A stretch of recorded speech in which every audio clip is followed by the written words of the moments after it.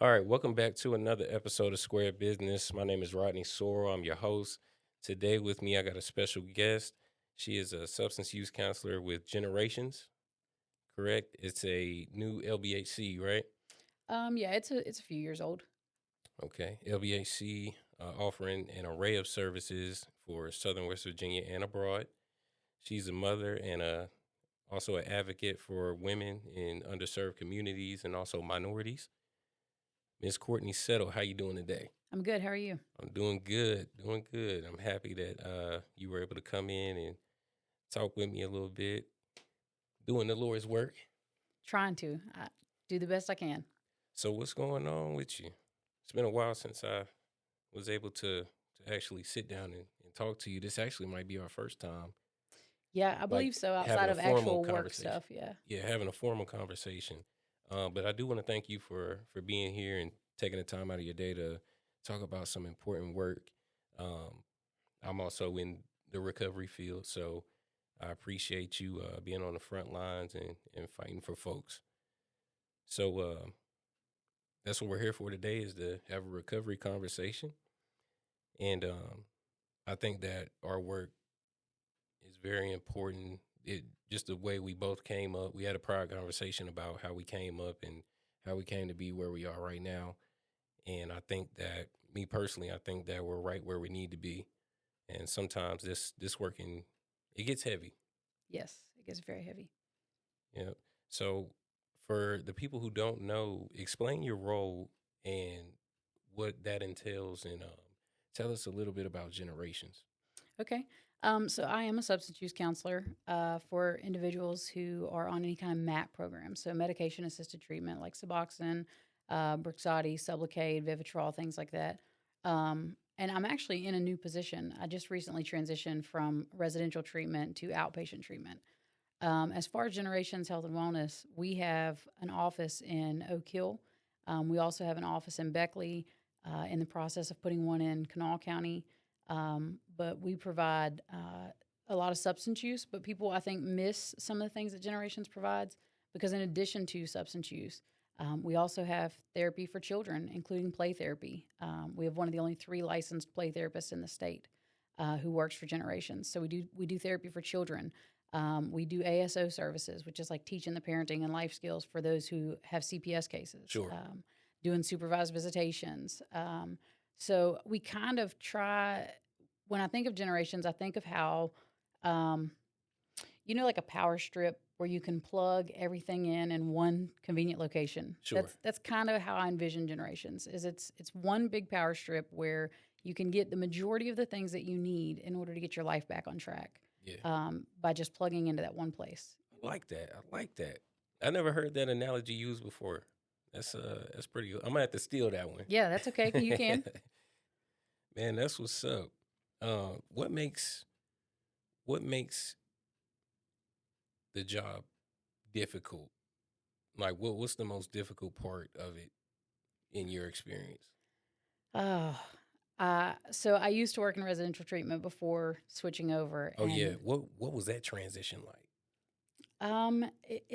it's been a transition for sure. There's I- I'm still not sure that I prefer outpatient over residential because there's something about being in the trenches with somebody every single day Mm-hmm. for an extended period of time. That is a period of my life that I will forever cherish. I learned so much from my clients through that time. The work life balance in outpatient, though, is top tier in Word. comparison. It's top tier.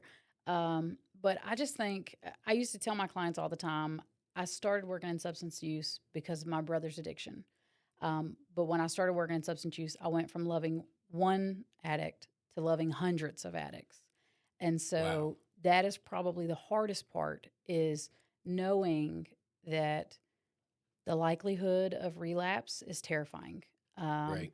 knowing that, I can't control what happens once they're no longer meeting with me. I can't control what's happening even when they are meeting with me. Yeah.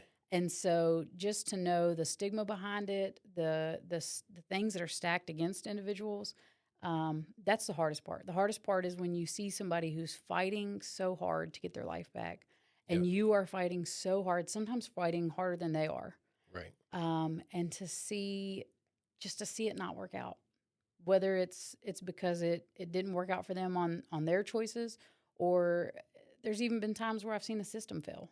You know, Right. they've done all the things, they've checked all the boxes, and somehow there's still red tape that stopped us from getting to the finish point. Yeah. And that is absolutely the hardest part, I think, in working with substance use is that fear that comes. Right. Right.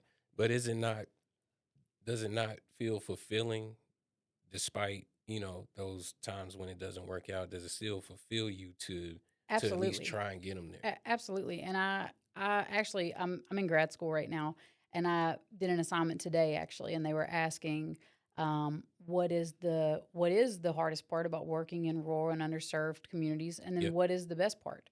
And Where do you go? what is it? Where do you go? I'm through Concord. Okay. Shout out Um, Concord University. Yeah, I could sit here and say that like the graduations are the best, or when they've reached their 1 year milestones, or there's a million things that I could say that are those fulfilling moments. Yeah.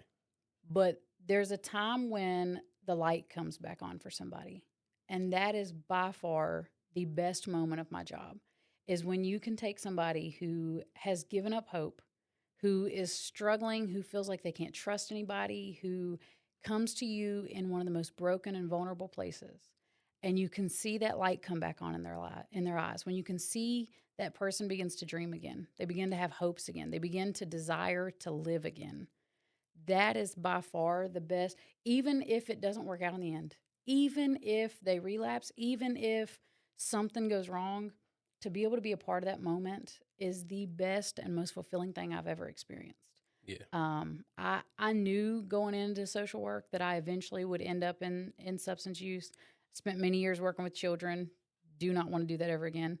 But I knew that substance use is where I would end up. Yeah. But I had no idea that I would love it as much as I do. That's awesome. Yeah, I feel like when I was in my grad program, I felt like I would end up in this field anyway. I was already in it.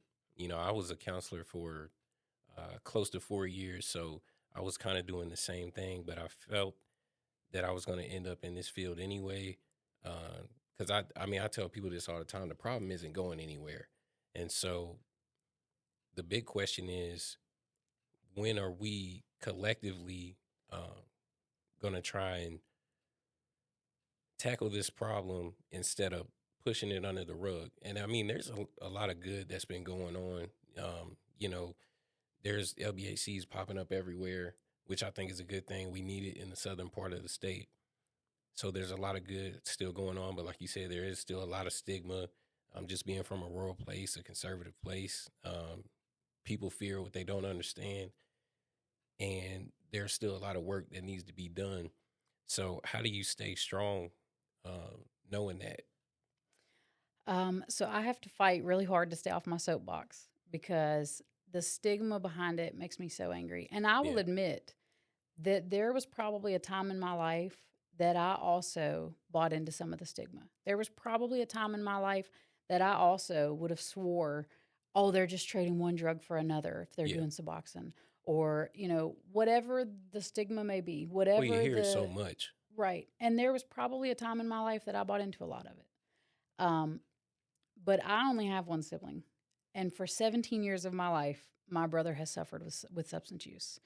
And when you can look at somebody that you love, that you know, that you grew up in the same home, and realize that addiction has taken over their life, it changes you. Yeah. It changes you, and it doesn't always change you for good. We talked earlier, I had to work through a whole lot of resentments, a whole lot of hurt. Same. A whole lot of heartbreak. I watched my parents at the edge of their ropes many times. I never felt like my parents' marriage was at risk until some of the deepest parts of my brother's addiction. It put our family against the wall, and we had to decide how to come out on the other side. Yeah, it challenges everyone. Sorry, not to cut you off. No, you're good. So when I hear people bring up the stigma, when I hear people, I just get frustrated to see people's mugshots on social media and the things that people say. Oh man. I always would tell my clients, I've never in my life met anybody who said, when I grow up, I want to be a drug addict. That's never written on anybody's little kindergarten flyer that they hold up on the first day of school. Exactly. At the end of the day, are there some who maybe experimented and got trapped? Sure. But at the end of the day, the majority of substance use that I have seen have had horrendous things happen, who've been through some of the deepest, darkest traumas you could ever imagine, and they did whatever they could to survive. Yep. And, you know, I'm just grateful that I didn't get put in that position, that I had coping skills. Not everybody has that.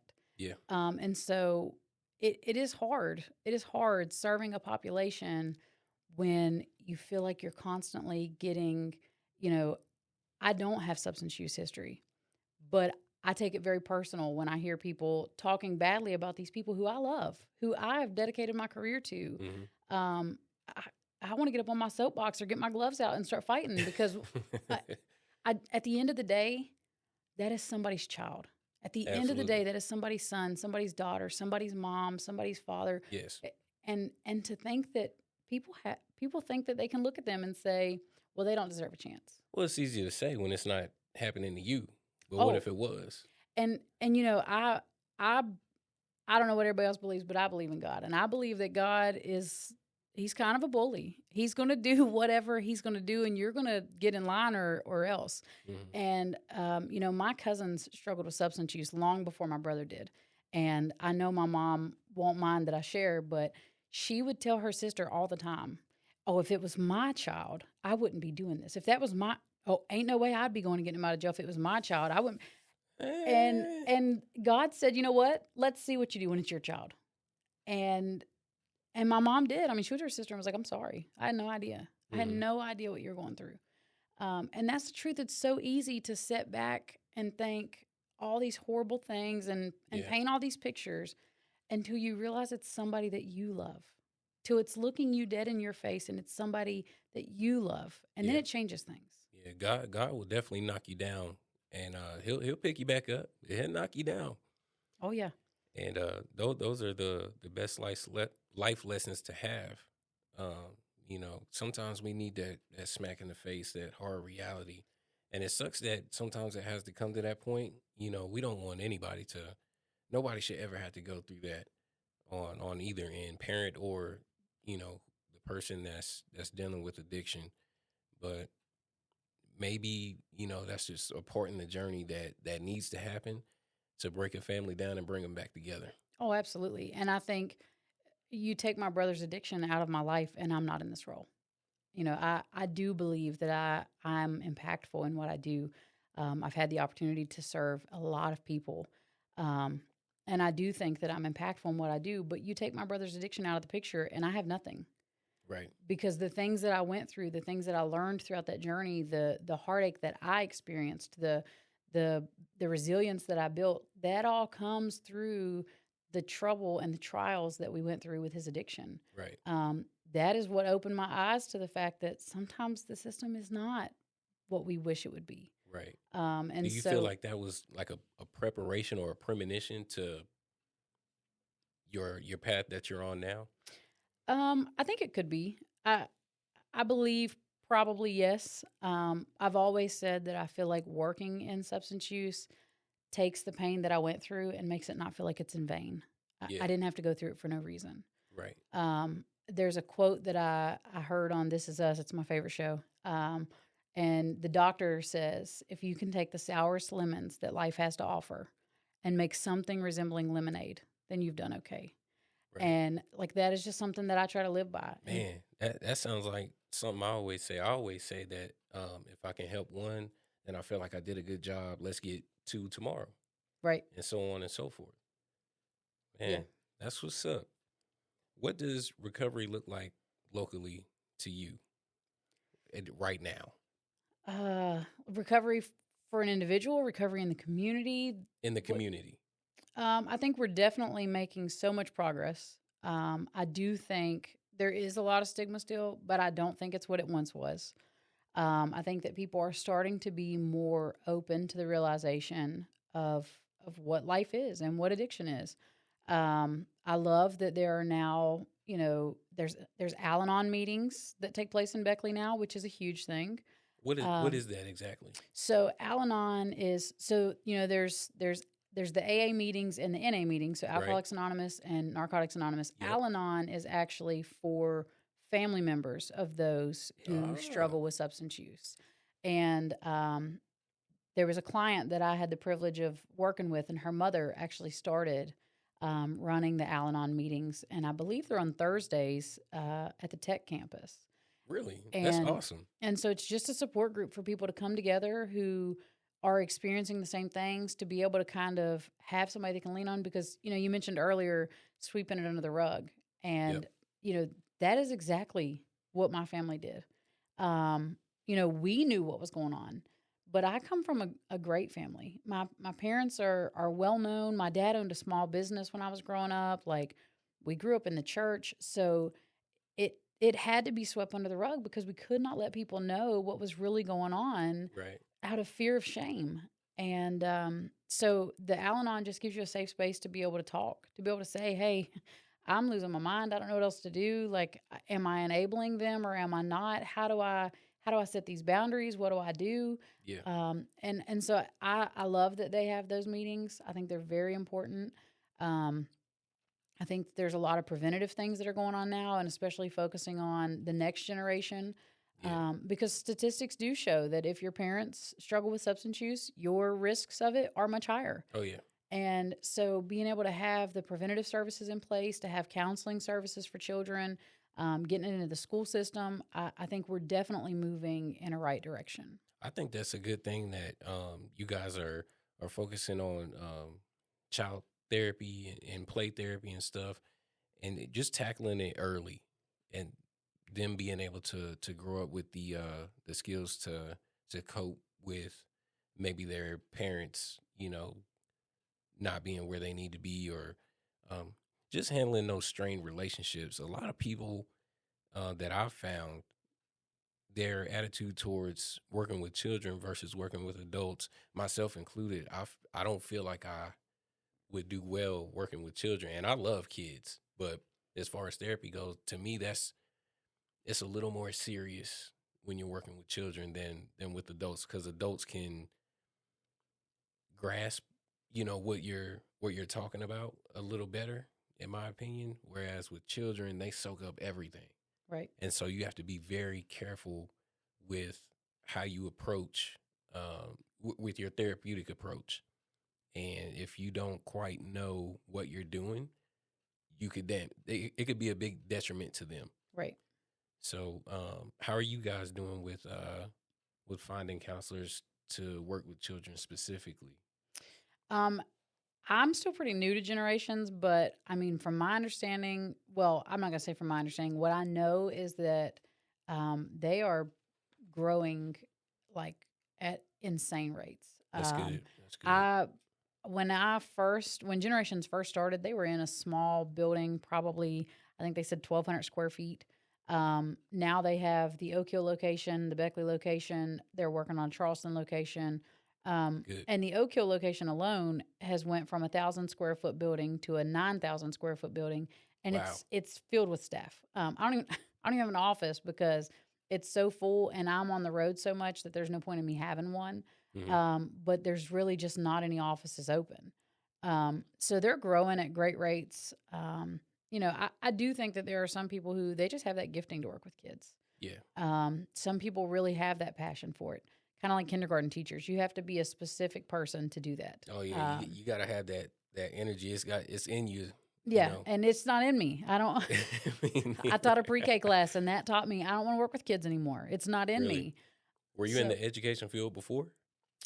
So I did school social work, Okay. and then I was working two jobs. So I was working school social work and also working at the daycare to keep childcare for my child. Hmm. And they had a pre-K position come open and offered me the job, which would have given me the opportunity to only work one job, Yeah. which seemed like a great win. And if any of my pre-K families are watching this, know that I loved your children, but whew, God I bless don't you. ever, I will never, I will work four jobs before I will ever teach another pre-K class in my life. I, That rough? I don't want no parts. I don't want no parts. Yeah. Well, this generation, they're different, man. It's just a different day and time, and I get it. Well, and when you have a child that's that age and you work with kids that age all day and then you got to go home with that child, it's like you never get to clock out. Hmm. And so it really strained my relationship with my daughter because by the time I had done been wallered and crawled on and cried on and snotted on, by the time I got home, I'm like, please just don't look at me. Just don't look at me right now. And so, yeah, I love working with adults. I love kids. I coach youth sports, but at the end of the day, I want to clock out, and I can do that with Got you. adults. I like to crack a little jokey joke. I like to roast people here and there. I can do that with my adult clients. I can't roast them little kids. They get their feelings hurt. Yeah, So, a little more sensitive. That's what I was saying. You got to be selective. right. Yeah. Hey, hold that thought. We'll be right back after this. What's up, y'all? Appreciate y'all tuning in to the Square Business Podcast. Are you enjoying yourself? We hope you are. So if so, please like, comment, share the video, and subscribe to the channel for more so we can keep bringing you this content. We appreciate y'all as always. Without further ado, let's get back to it. All right, we back. So I want to segue into how can people find help locally, specifically with generations. What's your intake process, or is there an application that people can do? So, I do a lot of the intakes, but there are several people who do. So if you are local and you want to go into the Generations office in Oak Hill, you can go that way. We have a Facebook page as well, Generations Health and Wellness. Um, I'm easy to find on Facebook because I'm Quartney with a Q. So, Quartney with a Q. and my email address is actually Quartney.settle@generationswv.com. So anything really that I could do to help, I will. But I mean, there's an application process, but you have to go through staff to get to that. So there's an intake process, but of course we have to be the ones to start that process. Sure. But yeah, I mean, stopping into the office. We're also in the Revive Clinic on Harper Road. So if you're here in Beckley area, you can go there. But yeah, anyway, really email us, call us, find us on Facebook, stop in, whatever works. I'm actually at the parole board on Tuesdays and Thursdays as well. So, Oh, in Beckley? yes, I'm in the Raleigh Okay. County Parole Office on Tuesdays and Thursdays. Okay. So, I'll put all that information in the description. So we'll make sure that you can access that and find the help that you need. So I forgot my second question that I was going to ask. I'm famous for that, man.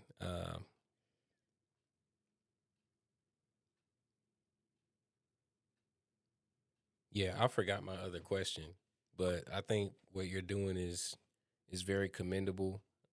I would love to collaborate with you on something one day. Maybe we might end up frequenting clients together because we always need help. Anything we can get is good. So, but man, I think your story is powerful. I think that you've already helped a lot of people. I think it's a lot more people that you can help. And what would you say to the Courtney with a Q maybe 10 years ago? What would you tell your old self?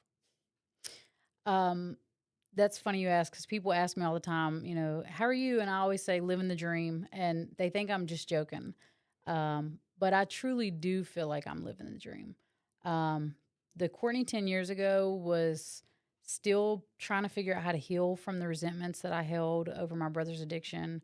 Yeah. Courtney 10 years ago really did not know at all what life had in store.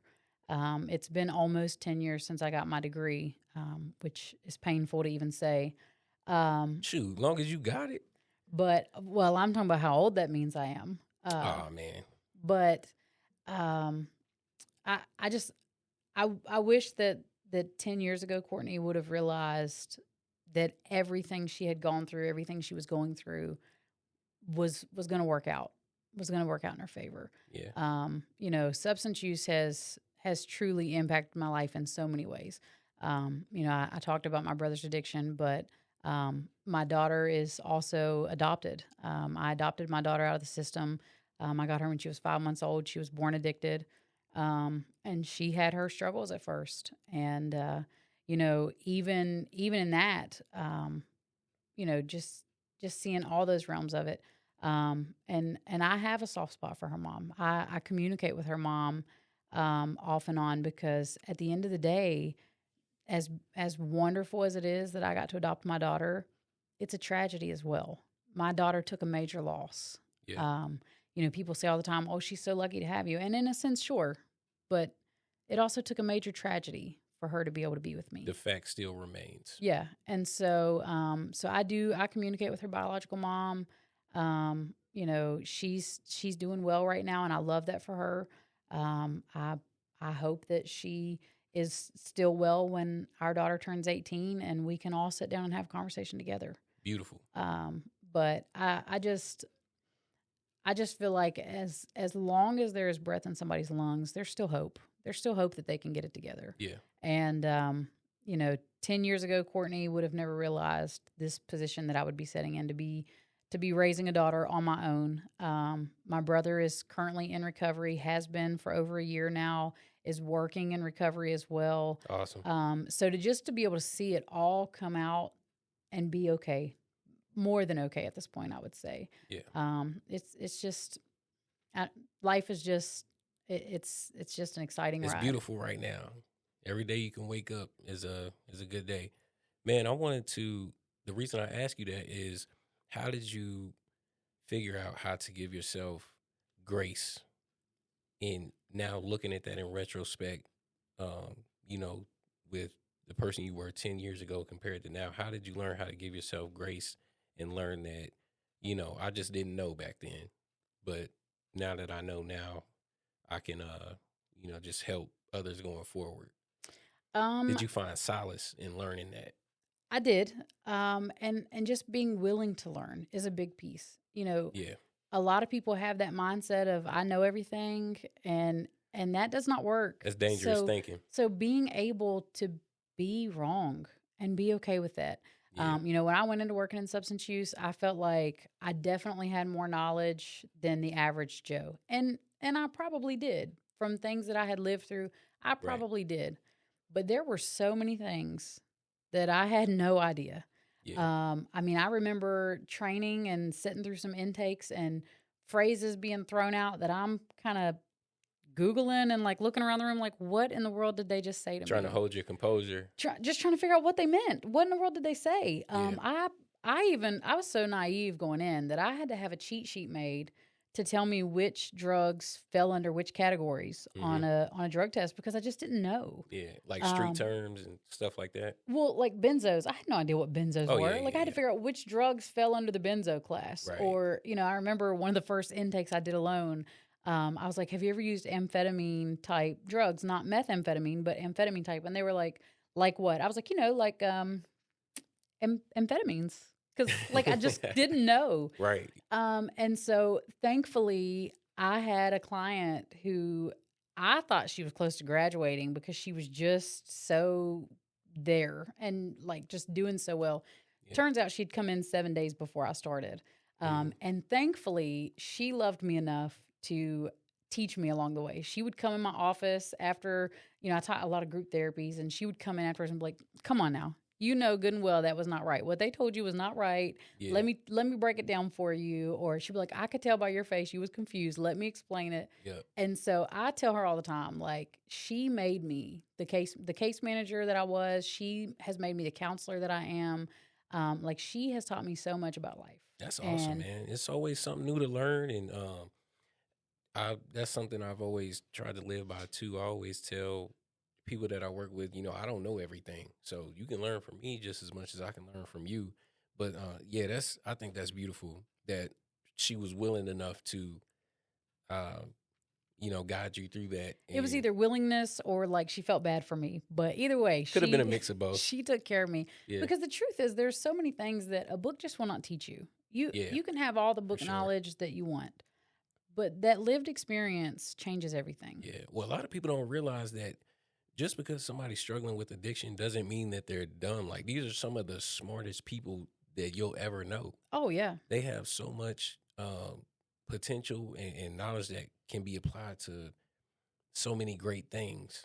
And, I tip my hat to a lot of folks, man. I mean, you got people that know how to work on cars. You got people that know stuff like what you just explained. You got people that have college degrees, college experience that, unfortunately they fell into addiction, but they're not dumb at all.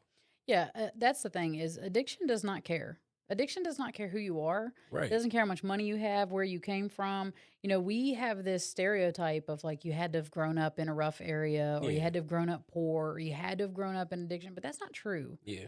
Unfortunately, alcoholism and drugs go hand in hand. It's just as a society, we think it's okay if this person drinks alcohol every evening as long as they still get up and go to work. Right. But if it's a substance outside of alcohol, then we want to judge. Yeah. But addiction doesn't care who you are. No, it doesn't. Some of the people that you would think had the most perfect life have the most problems. Yeah. And at the end of the day, we're all one decision away. We are one decision away from ending up in that same exact spot. Losing it all. Just one. If not one, then two. But I say no more than two. Yeah. Yeah. I've had that conversation before, man. It's so crazy how you can just lose it all in one day, one night. And I'm telling you, if people would just take time to hear people's stories. That's it, man. Just take the time. Go out of the way. The stories that I have heard would absolutely break you. I mean, there's the stories that I have heard. I wouldn't have survived it. There's no way. There's absolutely no way. I know exactly what you mean. I've had conversations with clients before doing counseling. Some of these folks never had a chance from the jump. I'm talking 6, 7, 8 years old. Getting high. Yeah, experiencing sexual abuse. Might have been an uncle or an aunt that forced them to use this or that. And what do you do as a 6-year-old? Right, and I've worked predominantly with women, so it's unreal how many their story is. My parents were getting high, and I was their payment for drugs. So, of course, at some point they're going to start using to just numb that. Yep. I don't want to be present for what's happening to me. Yep. I don't have any say-so over it.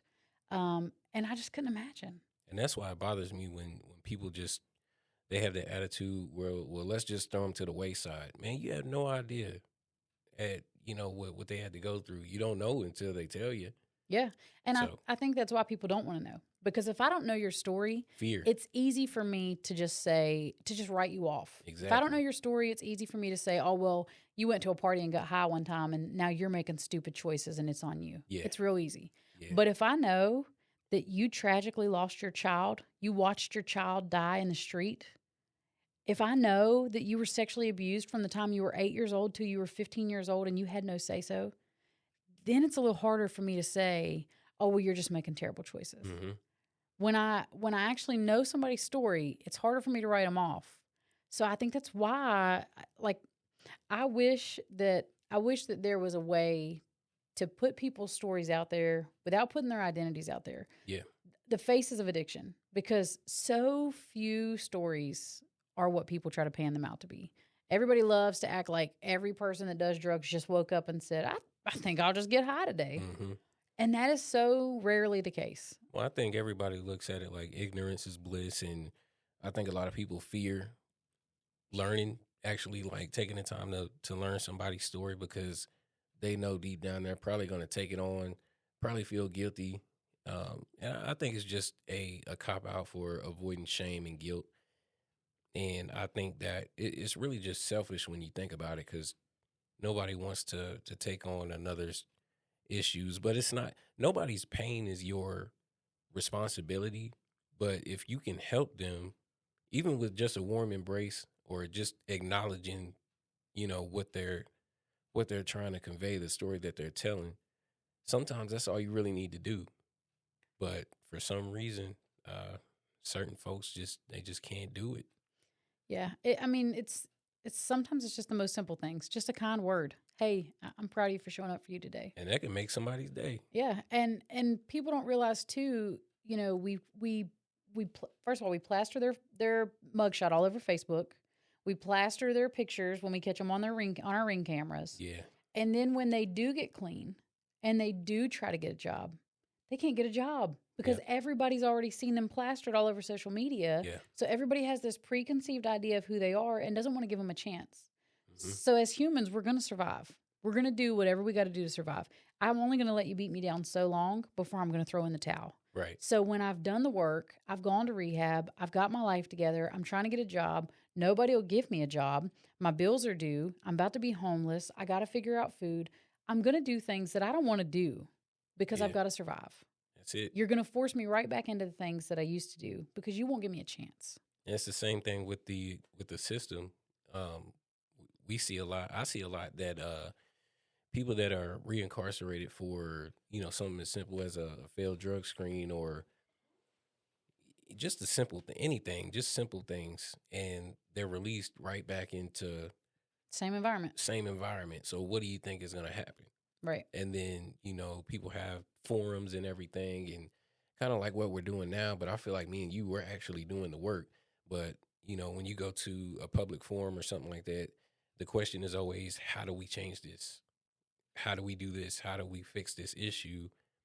And the answer is taking the time out of your day to help this person. Until we do that, nothing is going to change. Yeah, because obviously in 2026, we should realize that jail's not fixing it. It's not. And I'm sorry, but giving them a bus ticket out of state is also not fixing it. Right. That's been suggested as a new policy. Oh, I know.